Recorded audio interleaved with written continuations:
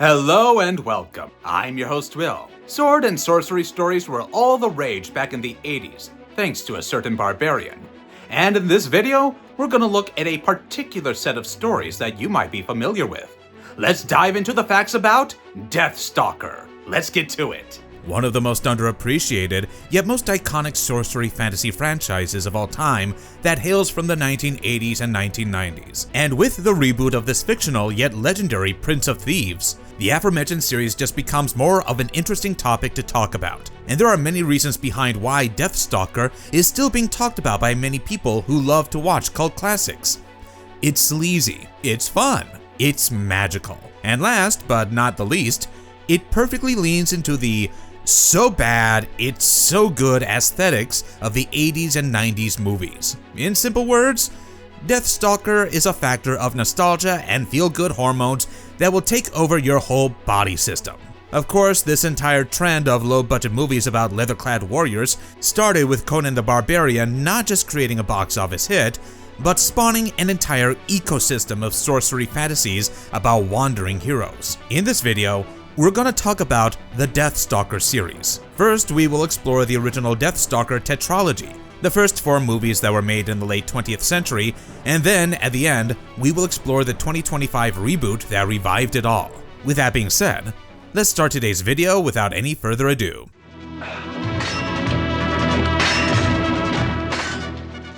Who is Deathstalker? Before exploring all the 5 movies, we need to know who Deathstalker is. Deathstalker is the name of this wandering hero, a barbarian warrior character who serves as the protagonist of all 5 films dedicated to him rescuing princesses and battling supernatural threats, such as evil sorcerers and monsters. Those 5 films are cited cult classics, especially for the guilty pleasure they evoke due to the low-budget execution of sword and sorcery and anti-heroism of the titular warrior character. However, it is important to note that all 5 films are more like anthologies and don't follow any consistent history of the character.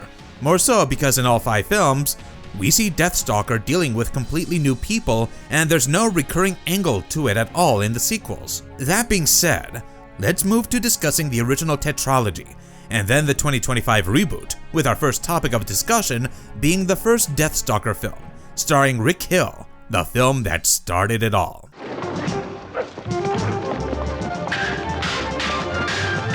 The original movie, a sleazy treat. Before we proceed with speaking about the entire life of Deathstalker, it is mandatory to talk about the original movie, which was released in 1983. Directed by James Bartolotti, who's credited as James Watson, the movie stars the former football player Richard Hill as the titular character, alongside Barbie Benton, Bernard Earhart, and Lana Clarkson. It is regarded as the first in the series of 5 movies about the warrior character, and also the most nostalgia-inducing among the 5, because of the 80s-ness, which is prominently found throughout the movie. The film was, however, rated R for nudity, sexual scenes, and gore. Shout out to Rick Hill, by the way.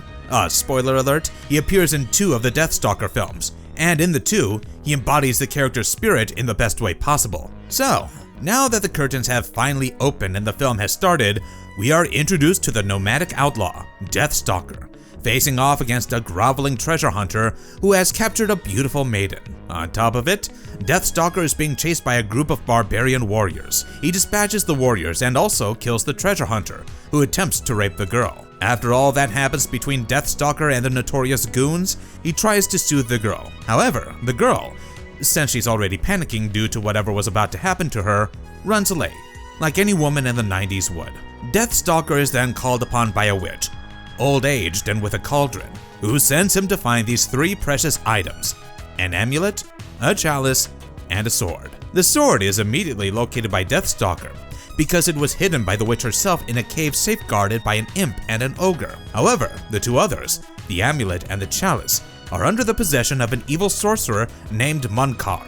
When Deathstalker visits the cave, the imp reveals himself to be a thief named Salmoran, who was cursed by the witch and helps him in defeating the ogre. Pleased by Salmoran's company, Deathstalker removes his curse, and from then onward, the thief says, "You got a friend in me," and accompanies Deathstalker as he sets out to Munkar's castle to gain the amulet. On his journey, Deathstalker meets a fellow warrior named Ogress, who also says, "Let's be friends."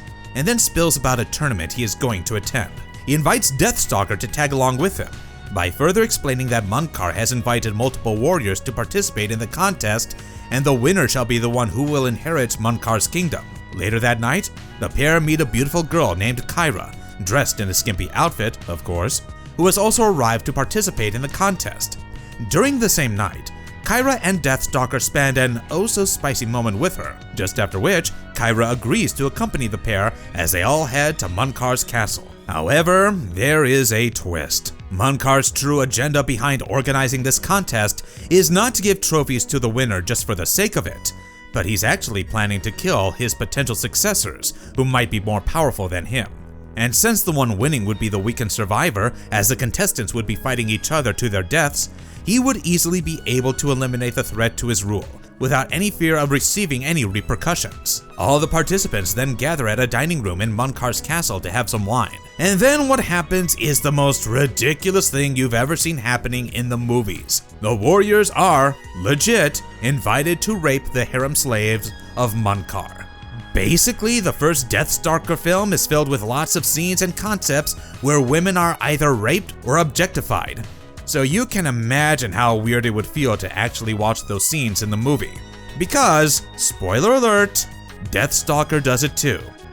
But we'll get to that later. And before we get into that, allow me to introduce you all to this girl named Princess Caudile, who is one of the harem slaves of Munkar. She is almost rescued by Deathstalker. Alas, Munkar takes her back, unfortunately. Now, Munkar has a sinister plan. He orders his assistant to disguise himself as the princess so that Deathstalker can be killed. And yes, the assistant does that and visits Deathstalker. Now our valiant warrior and noted womanizer thinks that the assistant is actually the princess. So, I'm going to ask you $1 million question. What does he do next? Flirt with her? Seduce her? Confess his feelings for her? No! He attempts to rape her. See, I told you. Now, our valiant warrior realizes, hey, she's not even a woman at all. Screw yourself, princess, you're not even a woman. Little does he know that it's not even the princess herself, but a he disguised as a she. Now, we're on the first day of the tournament. Sword fight. It is what it is. And during that, Kyra recognizes the guy who is disguised as the princess. Unfortunately, the beautiful Kyra is tragically killed during the sword fight. Rest in peace, Kyra. Soon after the first day of the tournament, our dear Ogress is impressed by Munkar's men, and then thrown into a well leading to Munkar's harem, due to which a twist in the tale is revealed. Ogress is actually Munkar's ally. He was ordered to invite Deathstalker to the tournament so that he could be killed. However, now that Ogress has considered Deathstalker as his close confidant, he is reluctant to kill him. He tells Deathstalker to leave the tournament. However, Deathstalker refuses and instead brawls with him.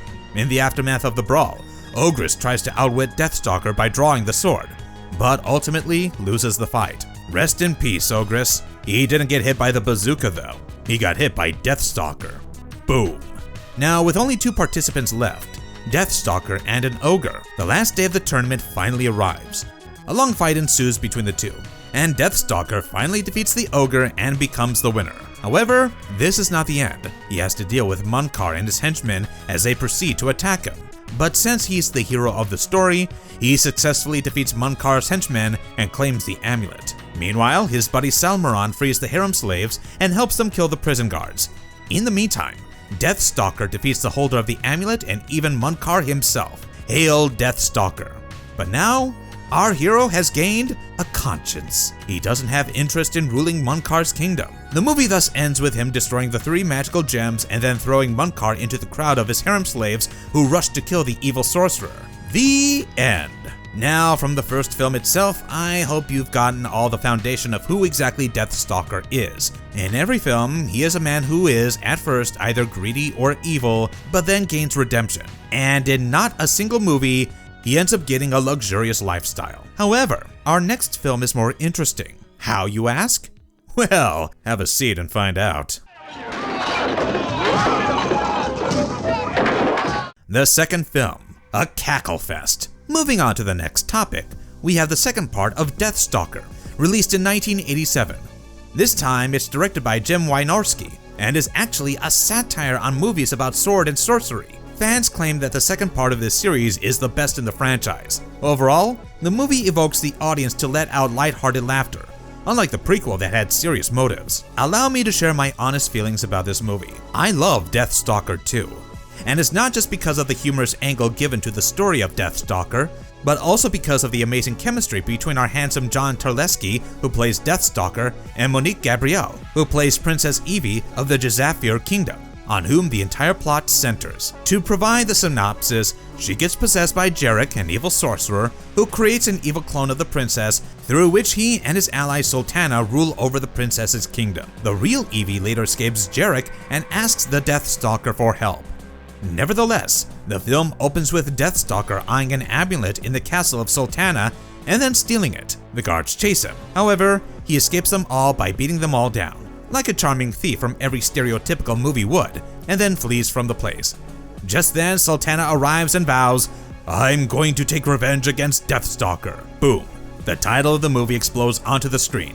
Absolute cinema, I'm sold. And now, back to the core actions that shall happen in this movie. Not many days later, Princess Evie, now an oracle named Rena the Seer, is captured by the guards because she prophesies the king's wife having a child with another man. Fortunately, before the guards can do anything with her, Deathstalker rescues her. However, just after that, even if he has a friendly exchange with Princess Evie, he goes back to his same old ways, being a womanizer and kissing multiple girls. During then, Evie again approaches him and asks him for help, saying that it's a matter of life and death.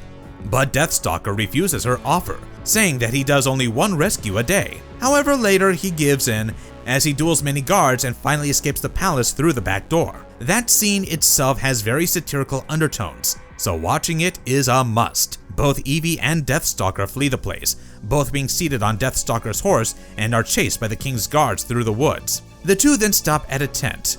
Deathstalker arranges food for Princess Evie, ensuring that she doesn't feel hungry. The princess shows vulnerability to Deathstalker and reveals to him that she can see his future, an ability she's been gifted with since childhood. Deathstalker first finds it funny, but then tells her to shoot her shot. Evie then tells Deathstalker that he shall embark on a heroic journey, and people will remember his escapades through the ages. Funnily enough, Deathstalker appears unfazed by it. She also predicts that he shall rescue a princess in trouble, indicating herself. But because Deathstalker doesn't know that the Oracle is actually a princess, he scoffs at it. She then prophesies that the villain is an evil sorcerer and is stronger than Deathstalker. He asks her where he can find the sorcerer, and she says that he is in the kingdom of Jizafar. In the meantime, Sultana is with Jarek and her henchmen, plotting to kill Evie. Sultana hires the sailor and a bunch of brutal forces he has brought along with him to attack Deathstalker and Evie. Fortunately, Deathstalker, with the help of his wit and charm, kills them all, and then he and Evie escape the place. Meanwhile, Sultana and Jarek are enraged by the sailor not being able to capture the two, and promptly kill him. Evie and Deathstalker then stop at a graveyard, from where Jarek summons many zombie-like creatures to arise from their graves and attack Evie. But then again, Deathstalker has his wit and charm with him. He successfully defeats all those zombies. Now we are introduced to Evie's evil clone. She has lost her sanity. She's enraged. Even music cannot soothe her. But at that same timestamp in the movie, we also learn this other thing about her. The evil clone of Evie is indeed a force to be reckoned with, because she's a cannibal too. Meanwhile, Evie and Deathstalker have stopped beside a campfire and have grown close. Too close. Maybe friends. Maybe more than friends. Next morning, as the two again escape, they are now caught by a weird tribe living in the woods. The tribe befriends them and invites Deathstalker to participate in a wrestling championship with a really strong female wrestler from their clan. With Evie's support and words of encouragement, Deathstalker finally defeats the wrestler. Deathstalker then gets upset with Evie, and that's when she reveals in a heated exchange that she is actually a princess. Even if Deathstalker doesn't believe her, she keeps revealing to him everything that he needs to know about why she is seeking his help. Unfortunately, Deathstalker angrily departs, and yep, he's back to his old ways. He engages in some inappropriate tomfoolery with the leader of that clan, while Evie angrily watches from a safe distance. She then storms out from the place by throwing bricks and lashing out at Deathstalker. While Deathstalker is inside the tent with the leader of the clan, the latter says that they want him to participate in another magnificent battle. And just when the leader is about to complete the whys and hows, Deathstalker vanishes from there and starts looking for Evie. Unfortunately, Deathstalker and Evie are both trapped by Sultana and her forces respectively. Sultana intends to put both of them in a cauldron full of boiling water. However, Deathstalker escapes, duels her forces, knocks down Sultana, and also rescues Evie before she is thrown into the boiling pot. The unconscious body of Sultana is then brought to and revived by Jarek, after which both engage in an intimate act, while being watched by the evil clone of Evie, who appears enraged at the same time. Evie and Deathstalker successfully infiltrate Sultana's castle.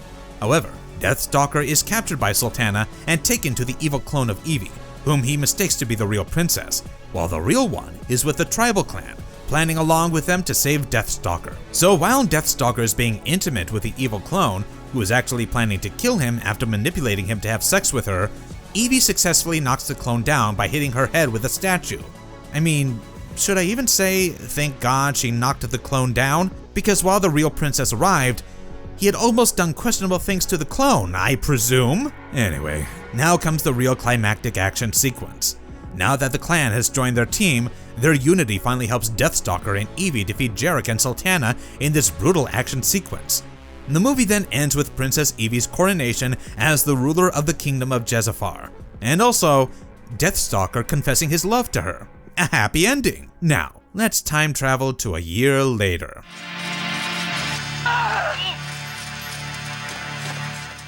The third film, a thrilling saga. Now, after exploring the most unserious flick from the cult franchise, we are again back to witnessing the real spirit of Deathstalker, and what it actually was. A saga of sorcery and swords. This time, we are actually watching a serious sorcery fantasy film where you watch Deathstalker combat the evil forces and have a poker face throughout the experience. But unlike the second film that actually gained lots of love from the moviegoers, of course, because of its brilliant technicalities and the fun banter between Deathstalker and his love interest, the third film instead received lots of criticisms because of its ridiculously low budget, atrociously choreographed action sequences, and bad acting delivered by the stars. Titled Deathstalker and the Warriors of Hell, the third saga is directed by Alfonso Corona and John Allen Nelson as Deathstalker, and explores the titular character, along with multiple other characters and sidekicks, fighting for restoration of peace. This time, Deathstalker joins hands with a wizard named Nicias.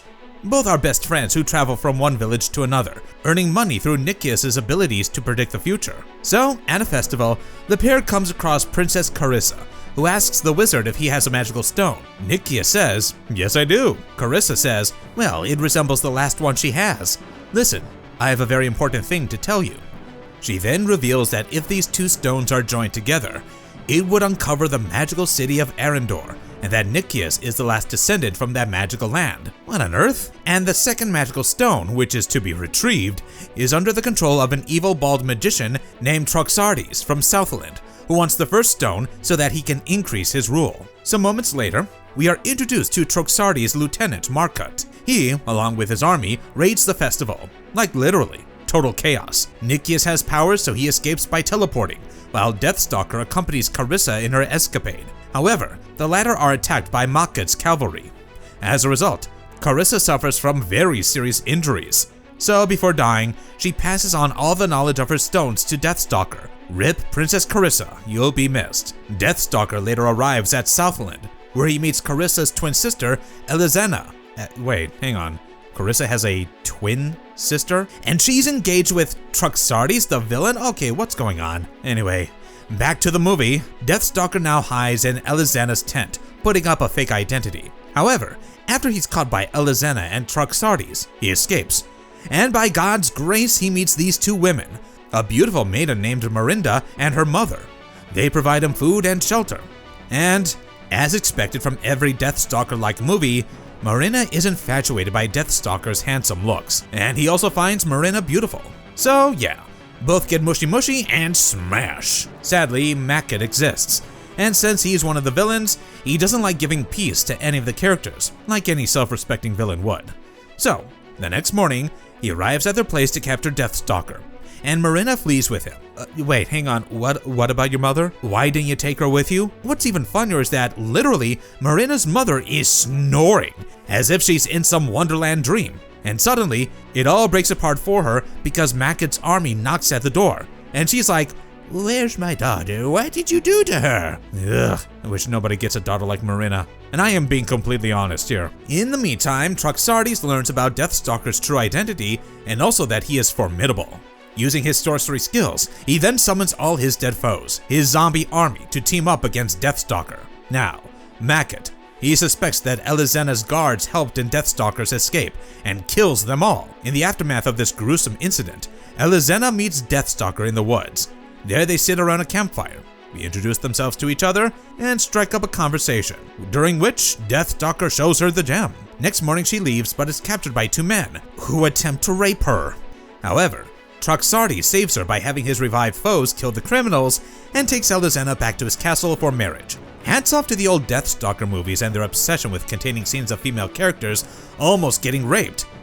Except for the second one, of course. Because there we literally saw the hero getting raped by the princess's evil clone. But I digress. Deathstalker follows the two and infiltrates the castle. He then comes across Truxardes himself, who demands the stone.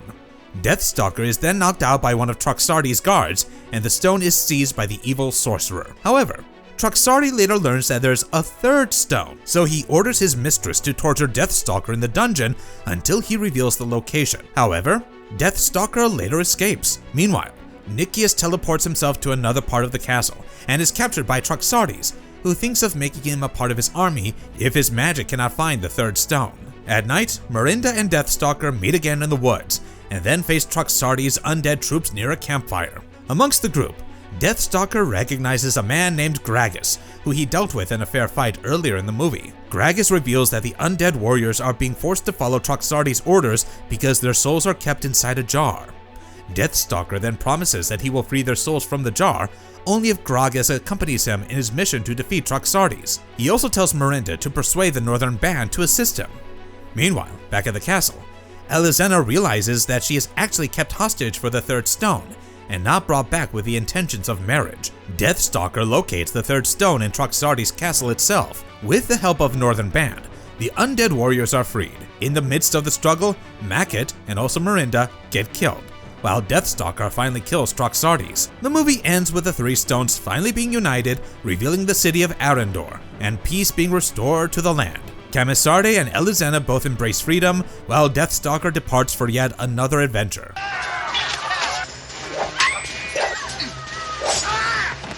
The fourth saga, The Match of the Titans. Rick Hill is back! Yep, you heard it right, because our next film is Deathstalker 4, Match of Titans, directed by Howard R. Cohen.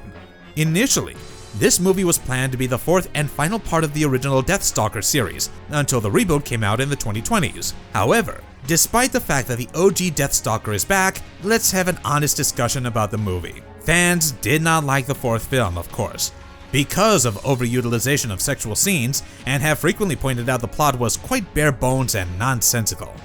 Nevertheless, we are talking about Deathstalker here, so how can we even give up talking about whatever nonsense that happens in this tetralogy? 1, 2, buckle your shoes, because right now, we're going to explore what happens exactly in the fourth film.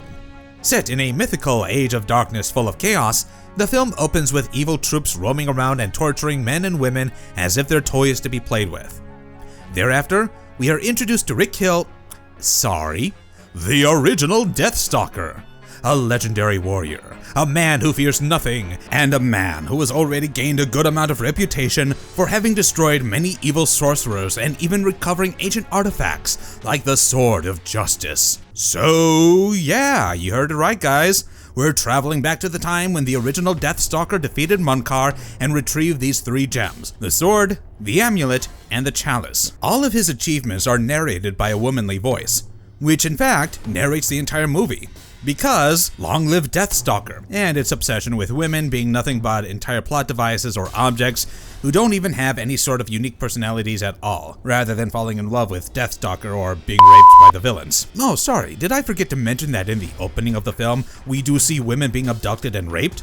I mean, I did say that men and women were both being tortured, so let's move on from this. The real story opens with Deathstalker looking for his old friend and fellow warrior, Aldar, with whom he has mistakenly swapped swords during an earlier brawl. On his journey, he reaches a village where he rescues a young woman named Liala. There, Deathstalker learns of a new threat, the presence of an evil queen named Kana. Kana is using her troops and looking for the strongest warriors, who can be kidnapped and used for a mysterious purpose, probably to extend her rule. Deathstalker thus travels to Queen Kana's castle, masquerading as a warrior who is seeking to participate in a grand tournament held in her castle. Queen Kana has organized the tournament in her palace, intending to find the greatest fighter in the land. Along the way, Deathstalker befriends a gladiator going by the name Vanit. Vanit is undoubtedly a skilled gladiator, due to which he is pretty boastful. However, he is more interested in food and women than discipline. Upon arriving at the castle, Deathstalker notices that the atmosphere is very suspicious. He sees that while the tournament also intends to provide public entertainment to the peasants,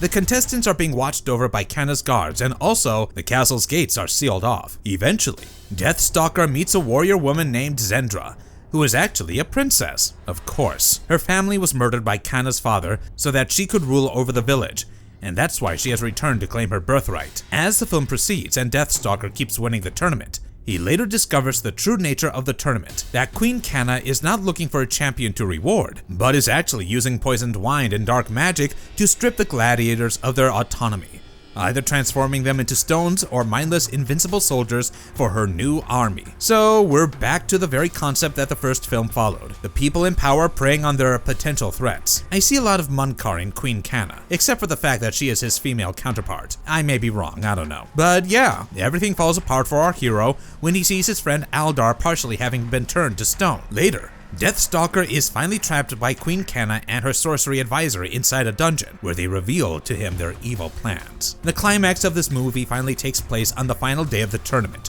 wherein Deathstalker and Zendra together defeat Queen Kana and her forces in the castle's inner sanctum. To describe the final brutal struggle, after Deathstalker defeats the Queen's sorcerer in a sword fight, he then faces the Queen herself, who attempts to burn him using her sorcery powers. However, Deathstalker reveals that he has replaced her personal wine with the poisoned one. So, when Queen Kana tries to exert her magical power, the poisonous potion reacts with her magic, and she herself gets turned into stone. The fourth film ends with the warriors finally getting their freedom and Zendra becoming the ruler of the kingdom. However, true to his nature, Deathstalker refuses to live a royal life and departs, continuing his journey as a wandering hero. Long live Deathstalker and his humility. Well, more like eventual humility. Goodbye, Rick Hill. Goodbye, the old Deathstalker films. And the final verdict? Why are all these old Deathstalker movies so sleazy and corny? I need a chat with whoever has written the script for all these films. I do forgive the guy who has written the script for part 2 though, because I thoroughly enjoyed it.